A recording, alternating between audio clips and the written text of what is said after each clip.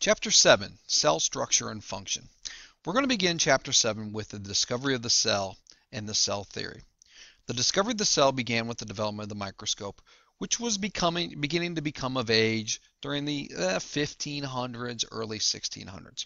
And our knowledge of the cell begins with a British scientist named Robert Hooke. Robert Hooke in 1665 used a very simple early compound microscope to look at cork cells that he had trimmed off the cork from a wine bottle. And this is an example of his microscope right over here. He used a flame as his light source because they didn't have electricity, so he would not have had a light bulb.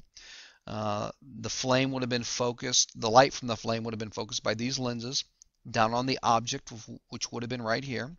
And remember, this is a compound microscope, which means that there will be two lenses. This is the objective lens, which would be closest to the object, and this is his eyepiece, or the ocular. And he would have focused it by moving it up and down using this screw. Now, when he looked at his cork cells, when he trimmed it, basically what he used, you guys ever been to Arby's and you see one of those meat slicers? He basically took a wine cork and put it through that meat slicer. And he got a little sliver that looked like this. And he saw all these little empty boxes in there. Now, we know today that these empty boxes are just the remnants of the cell wall from the plant cells. But to him, they look like the tiny rooms that a monk would live in a monastery. And these tiny rooms were called cells. So he called these things cells. And that name just stuck. So the reason that we call cells today, if that makes sense, a living cell is called a cell because of the word that Robert Hooke used when he was looking at his cork cells.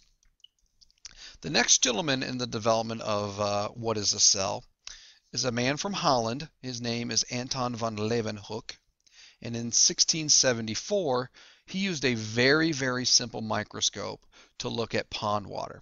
And this is an example of his microscope over here. It's essentially just a magnifying glass. The lens is right here. He would put a drop of water on the end of this pen, and he would use these screws to move the pen in or out, up and down, to bring it into focus. Now, the beauty of this microscope compared to this one is the simplicity of it. Leeuwenhoek could actually put this in his pocket, go out into the field, to the pond, put a drop of water on it, and view it very simply. There's a lot more stuff to carry and set up if you use Hooke's model. Now, when Leeuwenhoek was looking at his pond water, he saw all of the neat stuff that you guys saw in the pond water. He would have seen tiny little ciliates, which would fall under the Protist group. The kingdom Protista is essentially the junk drawer of biology.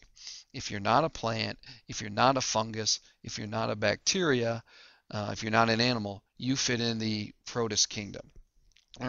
The Protist that he would have seen would have been like a paramecium, which moves by cilia.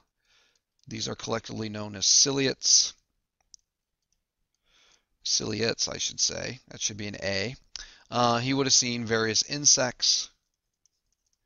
He also would have seen crustaceans like the water flea, whose scientific name is Daphnia.